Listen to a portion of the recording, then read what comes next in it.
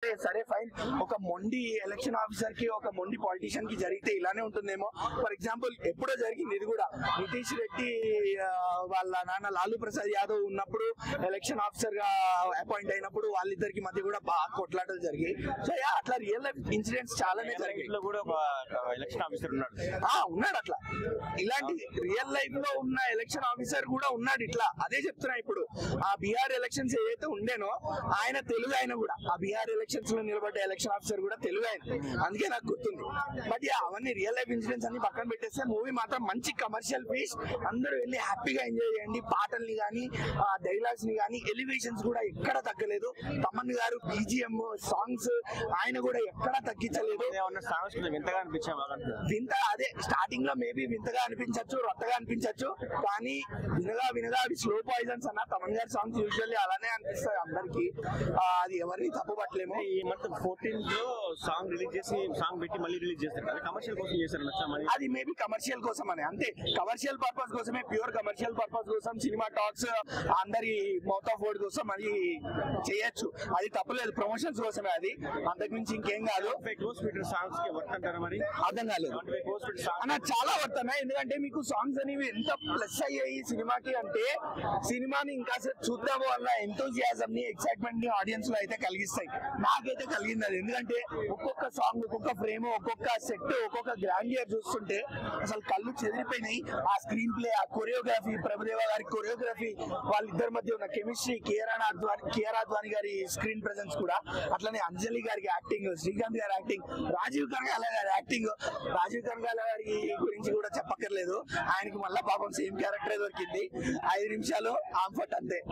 But overall గా movie మాత్రం Sankranti block buster. Songs అయితే చెప్పకూడదు, ఇంకా సాంగ్స్ అయితే ఉన్నాయి అప్ప, నాకైతే పిచ్చేసాయి అన్ని సాంగ్లు. అదే ఫైట్లు అయితే చెప్పలేదు. హెలికాప్టర్ నిన్నే పెట్టుకొని కత్తి ఎత్తుకొని హెలికాప్టర్ ఎక్కాడు, అక్కడి నుంచి కత్తి విసిరేసాడు. అబ్బా అక్కడి నుంచి పొడుస్తుంటే ఒక్కొక్కడిని రక్తం కారుతూ ఉంటే అబ్బా ఎందుకు ఫైట్లు ఈ సినిమాలో పెట్టిన ఫైట్లు ఏ సినిమాలో పెట్టలా. ఈ సినిమాలో పెట్టిన డాన్సులు ఏ సినిమాలో లేవు. ఈ సినిమాలో ఉన్న డైలాగులు ఏ సినిమాలో లేవు. అదే పుష్ప ఎంత ఒక్క సీన్ చాలు. గేమ్ చేంజర్ సినిమాలో ఒక్క సీన్ చాలు, పుష్ప ఎగిరిపోద్ది అంతే. ఇంకా ఏ సినిమా కూడా టచ్ చేయలేదు. ఈ సంక్రాంతికి అన్ని సినిమాలు వస్తాయి, అన్ని సినిమాలు బాగాడాలి, కానీ ఈ సినిమా ఇంకా బాగాడాలని నేను కోరుకున్నాను. ఇంకా ఈ సంక్రాంతికే కాదు, ఇంకా అన్ని సంక్రాంతులకి, ఇంకా ఏ సంక్రాంతికైనా అదే ఎవరన్నారా తెలుసుకో సినిమా ఏంది బాగా ఎవరన్నా. నేను రామ్ చరణ్ అభిమాని, నేను అక్కడే కాదు గల్లీ గల్లీలో అభిమాని తెలుసుకోమన్నాను. సరే కాబట్టి ఈ సినిమాను అయితే ఇంకా ఎవరు ఆపలేడు. ఇంకా సంక్రాంతి పండగకి ఇంకా ఏ సంక్రాంతి పండగైనా సరే, ఈ సంక్రాంతి పండగే కాదు, ఇంకా అన్ని సంక్రాంతి పండగలకి ఇది గుర్తుండిపోయే సినిమా ఇది. కాబట్టి ఇలాంటి సినిమాలు ముందు రావాలి. ఇంకా రామ్ చరణ్ గారు ఎన్నెన్నో సినిమాలు చేయాలని నేను కోరుకున్నాను. ఇంకా ఈ సినిమా అయితే 1,00,000 కోట్లు మాత్రం పక్క అనమాట, అంతే తగ్గేది లేదంటే. 2 సాంగ్స్ మాత్రం చాలా గ్రాండియర్ గా తీసుకున్నారు. అది కూడా 2 జరగండి సాంగ్ ఒకటి, ఇంకా గోప క్రియేటివ్ గా చేశారు. సో దానికి ఎక్కువ బడ్జెట్ పెట్టారేమో అనుకో. ఆ 2 సాంగ్, ఇంకో సాంగ్ మచ్చా సాంగ్ అయితే అసలు నాకు అనిపించలేదు. మైనస్ అన్ని మైనస్ నేనైతే ఓపెన్ చెప్తున్నా, మైనస్.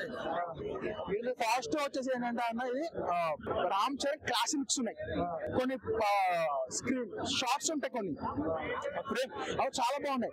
రామ్ చరణ్ యాక్టింగ్ చాలా పిక్స్ ఉంటుంది, 1 man షో ఉంటుంది, ఇంటర్వెల్ బ్యాక్గ్రౌండ్ మ్యూజిక్ కూడా బాగుంటుంది.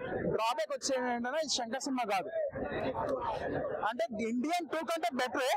ఇది శంకర్ తీసే ఇండియన్ 2 కంటే చాలా బెటర్, బట్ డెఫినెట్లీ కంబ్యాక్ కాదు శంకర్ కి. సో అంటే రామ్ చరణ్ నుంచి ఒక 6 years సోలో ఫిల్మ్ వస్తుంది. యాజ్ ఏ రామ్ చరణ్ ని చాలా హ్యాపీగా ఫీల్ అయ్యాను. ప్లస్ పొలిటికల్ డ్రామా అనుకున్నా. సో అంత ఎక్స్పెక్టేషన్స్ పట్ల వచ్చి నన్ను డిసప్పాయింట్ చేస్తుంది. మీరు కూడా ఎక్స్పెక్టేషన్స్ పెట్టుకుంటే కనుక మిమ్మల్ని డిసప్పాయింట్ చేస్తుంది. ఎక్స్పెక్టేషన్స్ తగ్గించుకోరండి, అది కూడా జస్ట్ ఫ్లాట్ గా వెళ్ళిపోతూ ఉంటుంది మూవీ అంతే. అంటే సీక్వెన్స్ ఎలా అనిపించింది? ఆ హెలికాప్టర్ సీన్స్ కానీ ఆకట్టుకోలేవా జనాల్ని సీన్స్ అంటే అన్న ఒకసారి 2 సార్లు ఒక హై ఇచ్చే సీన్ బాగుంటాయన్న. ఊరికే హెలికాప్టర్ వేసుకొస్తే అన్నట్టు అంటే కొద్దిగా నాకు 1-2 షార్ట్స్ హెలికాప్టర్ దిగే షార్ట్స్ చాలా బాగున్నాయి. బట్ కారు వాడటం మరి హెలికాప్టర్ వాడతా అన్నట్టుంది అన్న. హెలికాప్టర్ షార్ట్స్ అయితే మాత్రం కొద్దిగా అతిగా ఉన్నాయి. అవి అంటే కాలం ఎగిరేసుకోవచ్చా ఎగిరేసుకోలేరా? కాలం ఉంచుకోండి అంతే, దించేదే ఎగిరేయద్దు అంతే. ఓకే అంటే కొంతమంది అంటే ఒక బాగుంది అన్నట్టు చెప్తున్నారు. బాగుంది వాళ్ళ ఒపీనియన్ వాళ్ళది, నా ఒపీనియన్ నాకైతే యావరేజ్ అనిపించింది మూవీ. బట్ శంకర్ మార్క్ అయితే కాదు. రామ్ చరణ్ స్క్రీన్ ప్రెజెన్స్ అదిరిపోయింది, యాక్టింగ్ చాలా బాగా చేశాడు. Appanna character as usual expression చాలా బాగా చేశాడు. సో కావాల్సి ఏంటంటే మూవీ మెయిన్ డ్రాబ్యాక్ అయినా ఫ్లాట్ గా వెళ్ళిపోవడం, ఎటువంటి హైప్ క్రియేట్ చేయకుండా స్టోరీ టెల్లింగ్ వెళ్ళిపోవడం.